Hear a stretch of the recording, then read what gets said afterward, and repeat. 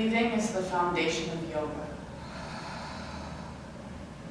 It's where everything begins. It opens your body. It feeds you. Most practices begin with some sort of breathing exercise. Pranayama yoga, for example, pranayama breathing, for example, in through the nose, out through the mouth, slight catch in the back of your throat. When you get lost in yoga, go back and find the breath. When I came to Concordia, I was emergency hired in June, moved to Fargo Moorhead in August, and 3 weeks later ran a work week for the speech kids with another brand new coach. We did a lot of smiling and a lot of nodding. I worked constantly that first year. Arguably my best friend in Fargo Moorhead was Farce, the night security guard, who came around every night at 11:15 to make sure all the doors were locked. We saw each other a lot. At first we'd just say hi, but after a few weeks we were eating candy together and asking about each other's families.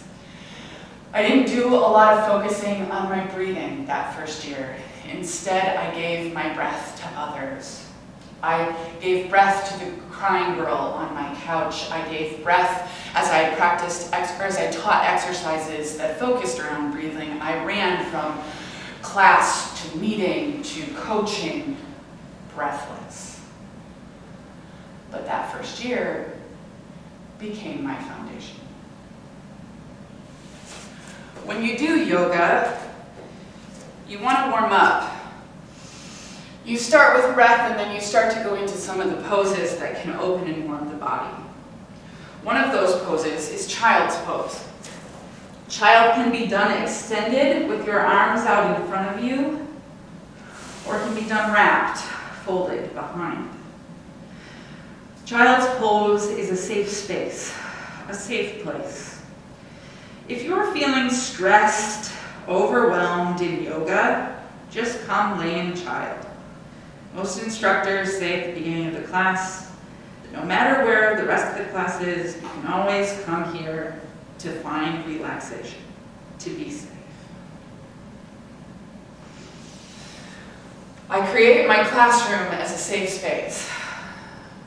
I announce it the first day of every class, and I try to make it abundantly clear how important it is that hatred and disrespect will not be tolerated in my class. I try to make it a place where anybody, no matter their identity, opinion, background, can be open to speak and share themselves and their voice. The first time I ever taught inquiry, near the end of the class, I had a student say to me, "Ms. O, I couldn't get into your IOC class. I so wish you could be my basic public speaking teacher. Because if you were my basic public speaking teacher, I know that I would be safe. Nobody would make fun of me. I know that it would be better." I said, "Well, Janice, why don't you create your own safe space?" That's what I do. It was like I'd flipped a switch. She was like, "I could do that, couldn't I?" It was awesome. Downward dog is the water of yoga. It's the reset. When you first find downward dog, you're encouraged to pedal your feet out. Find where your body wants to be today. Maybe bend your knees so you can really get that flat back. I was in a yoga class recently in St. Paul, and the instructor said if you could do one pose a day, only one pose a day, it should be downward dog. I have a student on my speech team who has kind of a special connection with me. The first few times she met me, one time she said to me in the privacy of my office, "I want to be friends with you. No, I want to walk on the beach and drink coffee and talk about life with you." Wow, now I'm really embarrassed.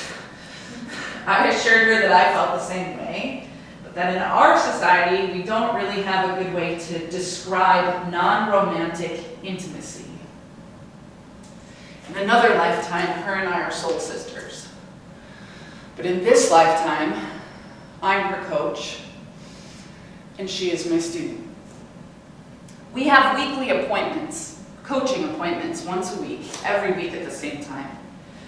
And usually she comes frazzled, overwhelmed, stressed out.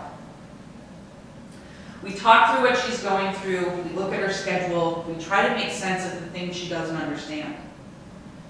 And more often than not, when she leaves my office each week, she often says, "Wow, I feel a lot better now." First time I ever taught inquiry, I was amazed at how I could be that foundation for students. That thing, that reset, that they could come to me and hopefully potentially feel better after they left. Sun salutations are one of the most basic flows in yoga. They start with a forward fold into what is called monkey pose or flat back. Hands plant down, step back into lunge, find your other foot back in downward dog, shift your gaze forward, elbows into plank, shift slowly down, chaturanga, up in cobra or upward dog. Breathe out back into downward dog, float or step your feet forward, and repeat. I often find as a teacher that there is such a routine to it, specifically my first year, when it felt like all I did was go to school, teach, coach, grade, meetings, answer email, deal with this drama, travel, coach, grade, teach, come home, finally eat, and repeat. That first year was the year that Extreme Home Makeover was in Moorhead. I don't know if any of you remember, but Extreme Home Makeover, the big show where they redo the house, was on 8th Street. And it was one of the first weeks I was working, so I was like staying at school until like 2 a.m. And then going to my house, eating quick, falling asleep, and then coming back to teach at 8 a.m.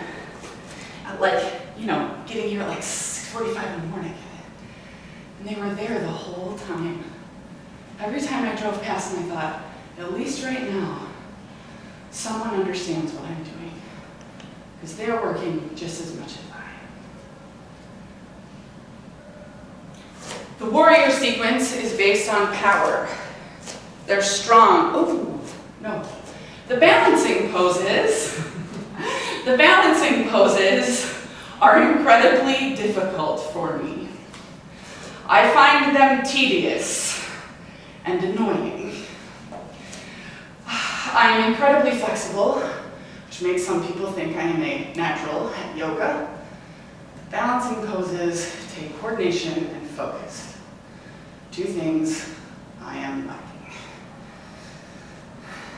I often fall over in balancing poses. And when I was first practicing, this is where I would often go to child. My first year here, I taught an IOC course. And in that IOC course, I had a student who had the worst case of communication apprehension I have ever seen. Communication apprehension is when your body takes over and does whatever it wants while you stand up and speak in front of people. I don't have any of that. This girl, however, cried during her entire speech. The whole thing. Her classmates feeling terrible for her. And she came up to me and she said, "I don't want to cry. I want to speak." And at that point, you have to start a desensitization process. First, you get her to your office. Set up the stuffed animals, because they have eyes. Then if you can get her to do that, then maybe one day she'll go to the classroom. And in the classroom, then maybe she'll bring a few friends. And pretty soon, this girl could give an entire speech in front of her class without crying. In fact, she did such a good job, they nominated her for the speech contest that term, which she promptly turned down. The This last spring, I went to the Celebration of Student Scholarship, and I watched her give a group presentation, speaking by herself for an entire section, and not one person in that room would have ever had any idea that she once could not talk in front of people without crying. The warrior poses are centered around power. They're strong, long. I know one instructor who says, when you're in warrior, try to tear your mat in half. Rip it with your feet. Warrior 1, which I'm in now, flows easily into Warrior 2. And there are so many variations on these poses. It took me a while to love these. They were hard at first, but now I find myself craving triangle, the length, the beauty of it, the power. I often find that with my students, they are so used to jumping through hoops. They don't know the power of their own voice, and they certainly don't understand when they are in control and when they can make choices for themselves. The first year that I taught my inquiry, I had a student who every day, rushing from her IWC class, because they all went to IWC first, would ask, Ms. O, can I go to the bathroom? Yes, I would assume that you can. Are you going to the bathroom now? Is it okay? Well, I don't know. Do you feel okay about going to the bathroom? Well, I don't want to miss anything. Is it your fault that you're late? No, we just got out of class. Well, then I would assume it's not your fault. Do you need to use the restroom? Yeah. Well, then I think you're probably making a good choice by using the bathroom. This went on for 2 weeks. Ms. O, can I use the bathroom? Devin, do I need to give you permission to use the bathroom? Well, no, but I did, okay. And then at some point in that second week, she came in and said, Ms. O, Ms. O, I'm using the bathroom. I just wanted you to know. Thank you, Devin. The entire class applauded. She found her voice, even in something as small as making choices about her body functions. This last semester teaching IOC, I had a student who was kind of hyper excited about her first speech, and she came to my office to ask for ideas, and she's like, I don't know, I found this fact, I could just start with that. And I said, well, have you thought about, could you go into the audience? Could you ask a question? Could you show this? Could you do a little performance thing? Because her topic was kind of cool. And she said, could I do that? I said, yeah, you can do that. You are strong and smart and powerful enough to do that. She was amazed at her options. I'm often telling my students, don't apologize. Please don't apologize. Think about your choices, make good choices, and then you won't have to apologize for them. Pigeon has become one of my most favorite poses. I like to get into it doing a three-legged dog, where you then swoop your foot in. Make sure that your foot is flexed to protect your knee. Now this is uncomfortable for a lot of people, but it's because it's opening the hips in a way that your hips aren't used to being open, but it's really good for them. Some of us have found deep pleasure in this pose. I have a friend who is actually a hall director on campus who says she never breathes as good as when she's in pigeon. And then you can go from that part of pigeon down to this relaxed pose. The first time I ever taught advanced public speaking, it was an amazing experience. I had these kids who literally the material they'd said, and me involved in that, changed their life.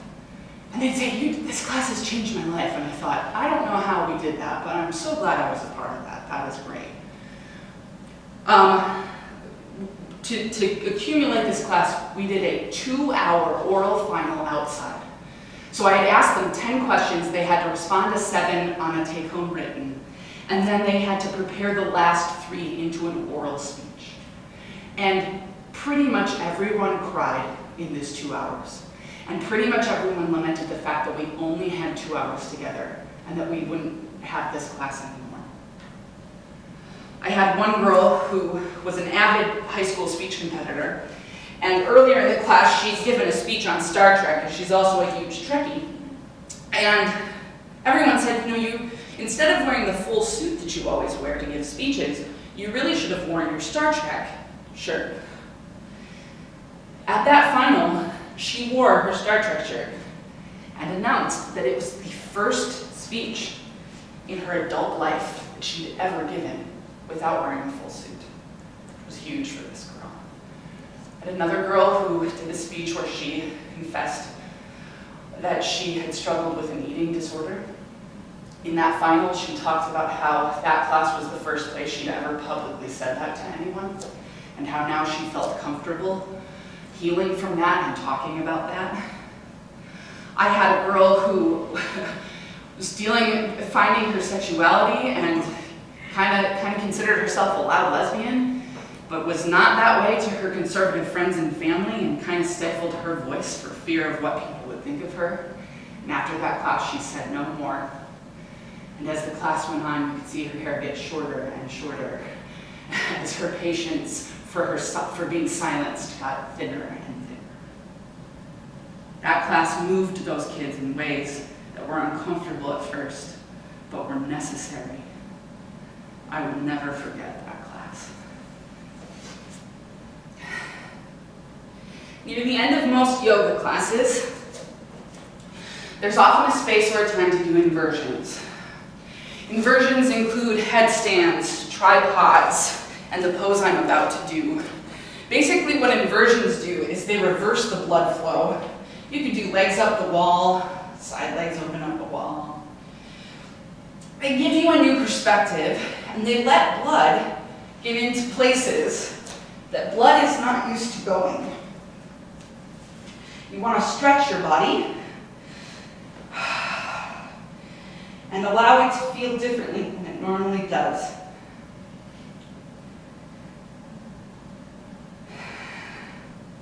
This last semester, I taught gender communication.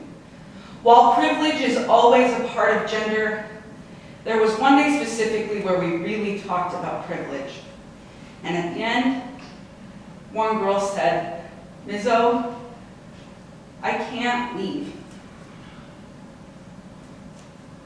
It was the first time she'd ever realized that what it meant to be white, cisgendered, straight, blonde, and upper middle class. With tears in her eyes, she sat there, and I stayed with her. We tried to talk about what you would do now.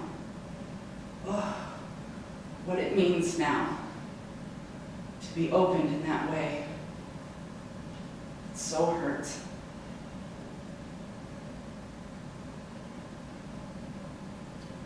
First time I did this move in college, I thought I was paralyzed, because my back had never felt that way before.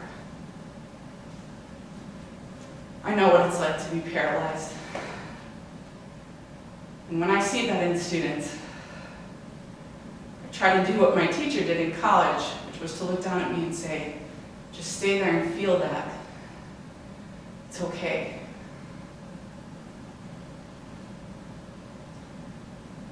No matter where you go in the nation, most yoga classes will end with corpse pose. Savasana. It looks easy, but many instructors argue this is one of the most difficult poses to do, because your mind wants to run, your body wants to fidget. Most days, as a teacher and as a coach, I come home and I'm just absolutely exhausted. I'm tired, I'm sore. But it's the most beautiful feeling. I'm open to, I'm fulfilled as well.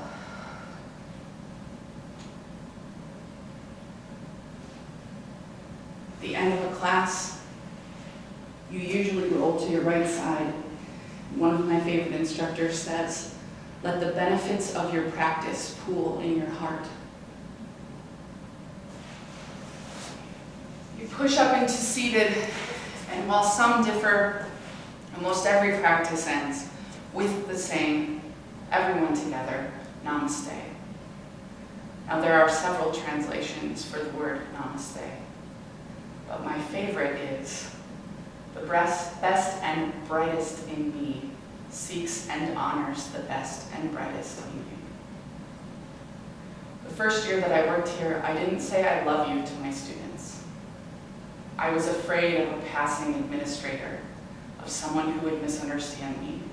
I would say, "I adore you," or "I think it really hard." I'm a little more open now. I'm always still careful, but it's important to me that that love and that passion are at the core of who I am. They make me a faithful person. And I want my students, pretty much everyone, to know that the goal of being a faithful academic is for the best and brightest in me, to seek and honor the best and brightest in my students. Namaste.